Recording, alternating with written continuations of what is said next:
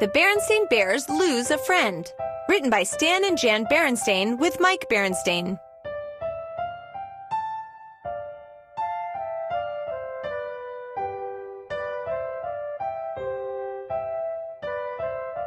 Read to me.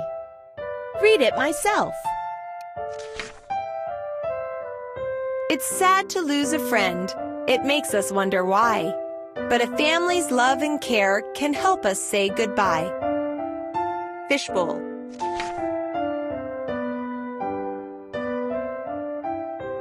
The Berenstain Bears lose a friend. Stan and Jan Berenstain with Mike Berenstain. There are pets and there are pets. There are dogs and cats that you can play with and pet. Dog. Sister. Brother. You can train a parakeet to sit on your finger. Parakeet. Parakeet. There are bunnies that you can cuddle. Bunny. There are adorable little chicks that grow up into big, ferocious, strutting roosters. Rooster. Then there are goldfish. Quiet, shy goldfish. You can't play with them, of course. All you can do with goldfish is watch them swim, admire how beautiful and graceful they are, and feed them. Fish food. That was fine with Sister Bear. She was very fond of Goldie, her goldfish. Goldie wasn't necessarily supposed to be just Sister's pet, but that's how it worked out. Mama. Goldie. Sister. The other members of the family were on friendly terms with Goldie, but it was Sister who took care of the little goldfish. Not that Goldie needed all that much care. Sister would feed Goldie twice a day, once in the morning and once in the evening.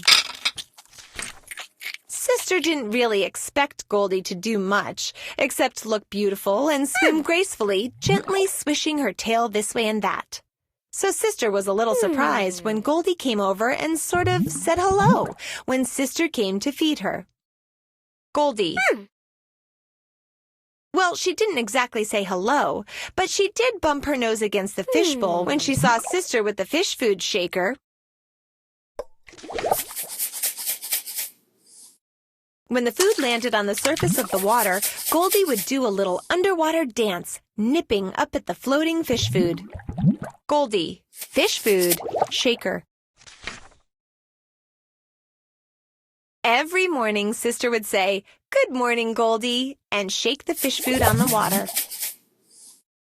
Fishbowl. Then Goldie would bump up against the bowl and do her underwater dance, nipping at the food. They did the same thing every evening. Sister made sure to change Goldie's water and clean her bowl every third day. Sister would carefully scoop Goldie out of her bowl with a little cloth scoop and put her in a glass of clean water. Then she would sponge out the bowl, fill it with clean water, and put Goldie back in her bowl. But Goldie looked so lonely all by herself in her bowl. Goldie. So Sister went outside and got some colored pebbles from the backyard brook. She brought them into the house, washed them off, and then carefully dropped them into Goldie's bowl. They looked very nice as they settled at the bottom. Goldie seemed to like them. Pebble. She swam around exploring them with her nose. The pebbles were white, pink, gray, and lavender. They set off Goldie's orange gold color beautifully. One day, when Mama and Sister stopped off at the pet store for fish food, Sister saw a beautiful fishbowl castle. "That castle would be just right for Goldie," said Sister. Mama agreed. Castle. Goldie seemed very much at home in her pebble-lined bowl and her beautiful new castle. And every morning Sister would say, "Good morning, Goldie," and Goldie would answer by coming out of her castle and bumping her nose against the bowl. Sister would sprinkle the fish food onto the surface of the water, and Goldie would do her underwater dance and nip at the fish food. Shaker. Then one day when Sister and brother were at school, all that changed. Mama was straightening the room when she saw it. "Oh dear," she said. "Oh dear, oh dear.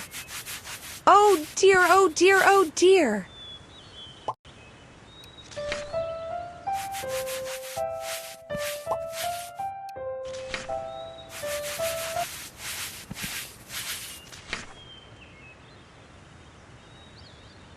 There was Goldie floating belly up in her bowl. "Papa, would you please come here a minute?" cried Mama, sounding upset. Papa saw the problem right away. "What do you think?" asked Mama. "Mama." "What do I think?" said Papa.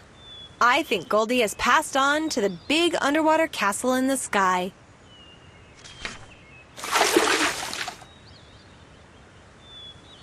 Oh my, said Mama. "Sister will be heartbroken." "Yes," said Papa. "Sister's mighty fond of that little fish." "What should we do?" asked Mama. They both thought it over. Goldie. Cloth. Said Papa. "I think I have an idea. Why don't I rush over to the pet store and get another goldfish?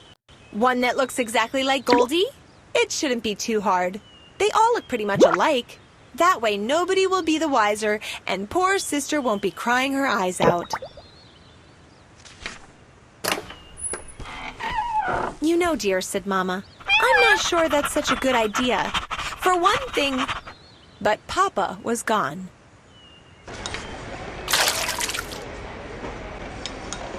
There were lots of goldfish in the big tank at the pet store, and they all looked pretty much alike.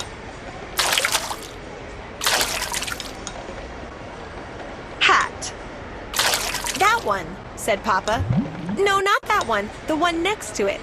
It took a while, but the pet store clerk finally netted a fish that looked for all the world like Goldie. By the time Sister got home from school, the new goldfish looked very much at home, exploring the castle in the pebble-bottomed fishbowl.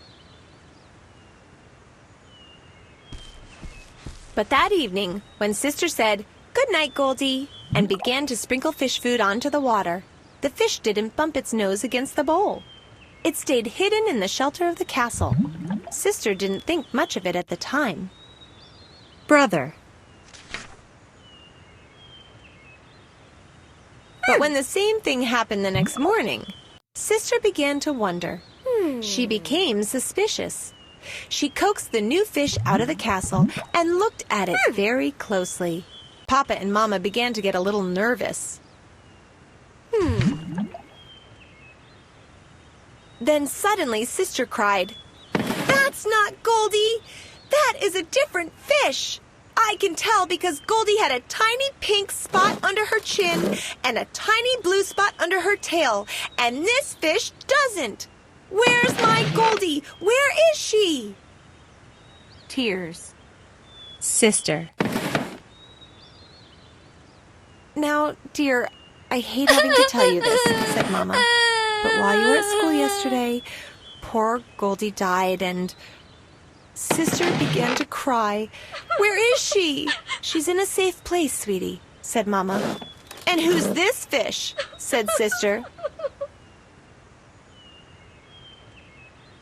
"Well, your father knew how upset you'd be about Goldie, so he thought it might be a good idea if he went to the pet store and got another fish. One that looked like Goldie and, well, you know..." "Yes, I know," said Sister. "Papa tried to fool me, and it's not right to try to fool someone about a thing like this."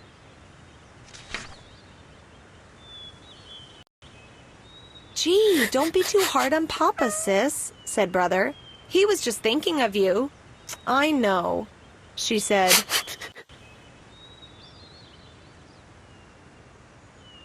"Here she is," said Mama, handing Sister poor Goldie wrapped in a hanky. "You know, dear," she added, kneeling down and giving Sister a hug, "Goldie lived a happy life. Goldfish aren't meant to live very long. You took good care of her, and she was a good fish." "Goldie." "I know," said Sister, wiping her eye. "Can I keep the hanky?" "Yes," said Mama.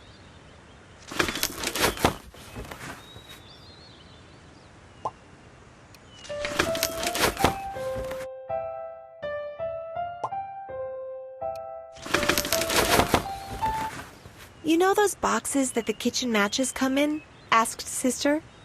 "Could you put the matches in something else and let me have the box?" "Goldie." Mama put the matches in something else and gave Sister the box. Sister slipped Goldie into the box and closed it. Then she headed for the back door.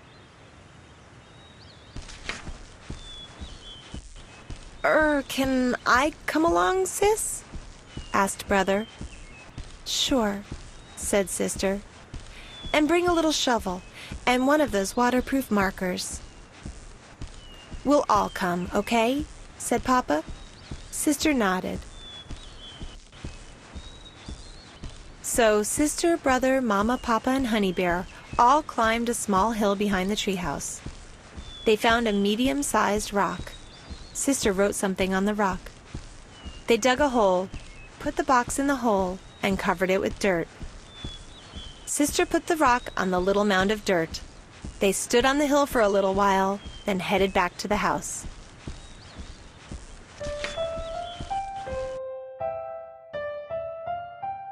Sister got to be good friends with Goldie, too, but she never forgot Goldie.